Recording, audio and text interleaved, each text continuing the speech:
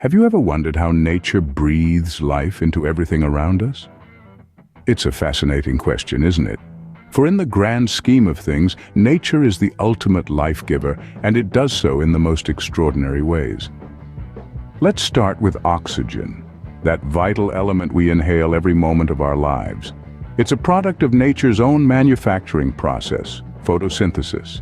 In this process, plants, trees, and algae absorb sunlight, water, and carbon dioxide to produce glucose, a type of sugar that they use for energy and growth. But that's not all.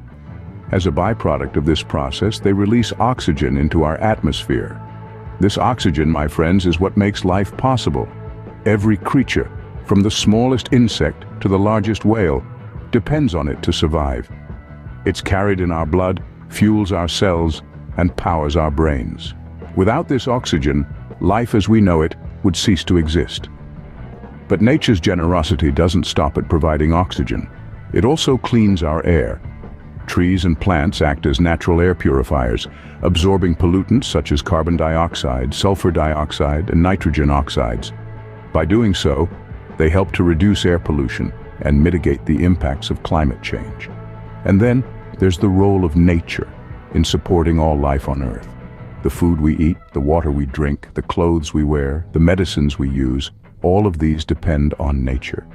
The forests, oceans, and grasslands are home to millions of species, all intricately connected in a web of life. Every organism, no matter how small or seemingly insignificant, plays a role in maintaining this balance. So the next time you take a breath of fresh air, pause for a moment. Think about the sunlight that fueled the photosynthesis, the tree that released the oxygen, the tiny organisms that contribute to the cycle of life. Appreciate the miraculous process that's happening around us every single day. Indeed, every breath we take is a gift from nature. Scene script, water, the elixir of life, is another vital gift from nature. But how does this cycle work? Well, think of it as a grand, never-ending journey that water embarks upon, seamlessly transitioning from one state to another, traversing through the lands, the sky, and the seas. This grand journey is what we call the water cycle. It all begins with the sun. As it warms the waters of our oceans, rivers, and lakes, it causes the water to evaporate, transforming from a liquid state into a gaseous one, and rise into the sky. Plants, too, play an integral role in this process through a phenomenon known as transpiration, releasing water into the atmosphere.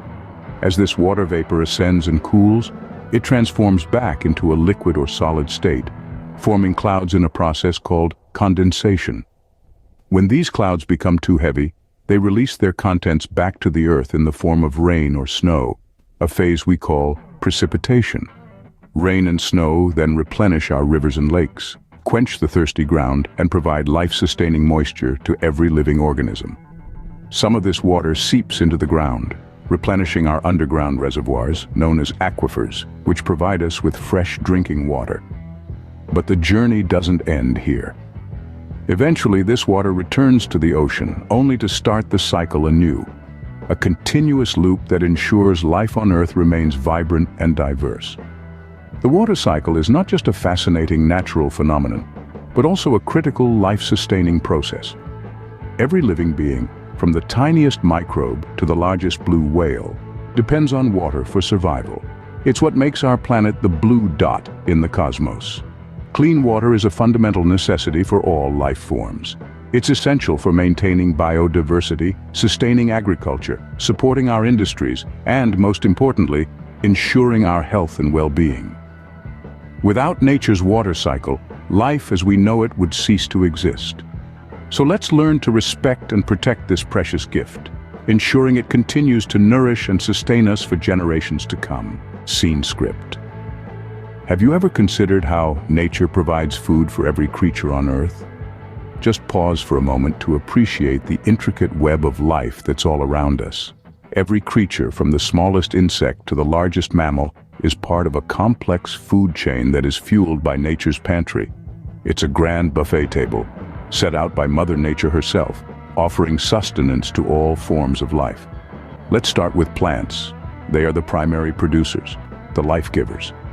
Utilizing sunlight, carbon dioxide, and water, They produce their own food through a process known as photosynthesis. These plants then become food for herbivores, organisms that eat only plants. This is the first link in the food chain, but it doesn't stop there. These herbivores are then consumed by carnivores, animals that eat other animals. And the chain continues, with larger carnivores feeding on smaller ones. Each link in this chain relies on the one before it for survival. But what about us humans? We don't fit neatly into any one category. We're omnivores, consuming both plants and animals. Fruits, vegetables, grains, meat, fish, all of these come from nature's pantry. And each food item we consume is a result of this complex food chain. It's not just about the food we eat, though. Consider the honey made by bees, the milk given by cows, or the eggs laid by hens. These are gifts from nature too, each playing a crucial role in our diets and the diets of other creatures. But remember, this food chain doesn't just exist for our benefit. It's a means of survival for all forms of life, a testament to the balance and interdependence inherent in nature. From the smallest microorganism to the largest blue whale, every creature is a vital link in this chain. So the next time you sit down to eat, take a moment to appreciate the journey your food has taken. From the sun's energy to the green of the plants, to the animals that feed on those plants, and ultimately, to your plate. Nature's pantry is indeed vast and varied, offering sustenance to all forms of life.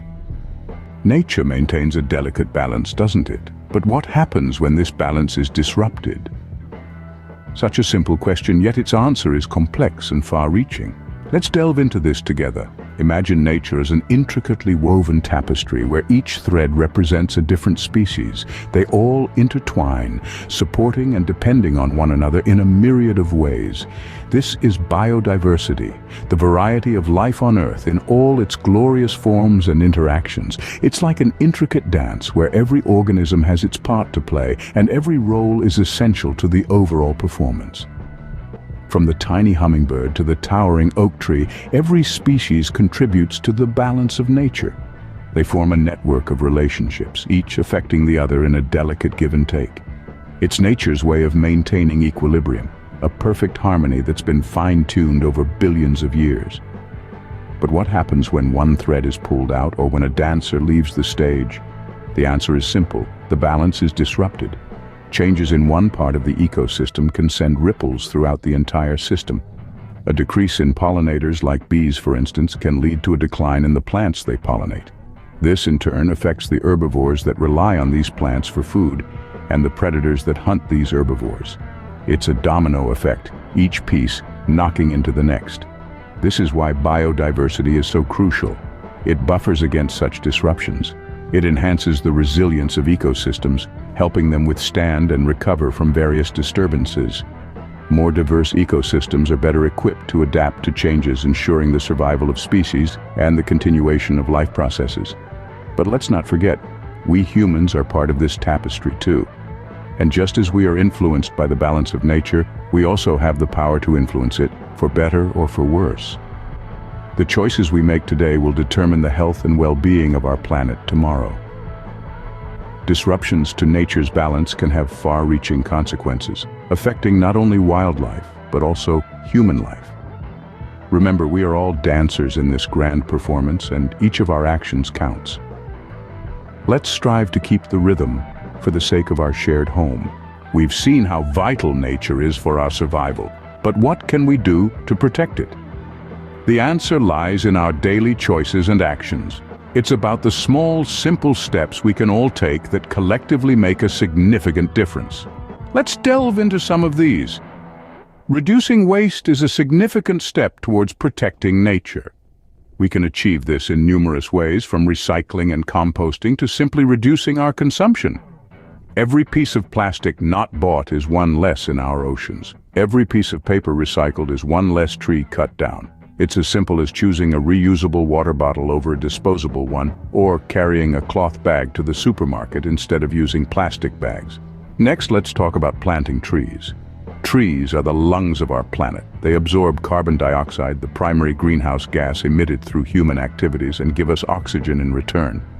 Planting a tree might seem like a small act, but it contributes significantly to offsetting carbon emissions. So, get your hands dirty, Plant a tree and watch it grow. It's not just about the trees you plant, but the habitats you help create and the lives you help support. Supporting conservation efforts is another impactful way to protect nature. Numerous organizations worldwide dedicate their efforts to preserving wildlife and their habitats. They fight against deforestation, pollution, and climate change. By supporting these organizations, we contribute to their work and make their voices louder in the fight to protect nature. But remember, this isn't a one-time affair. Consistency is key. Make these actions a part of your lifestyle, not just an occasional activity, because every choice matters. Every action counts. Remember, every action counts. It's time to give back to nature. Start today for a better tomorrow.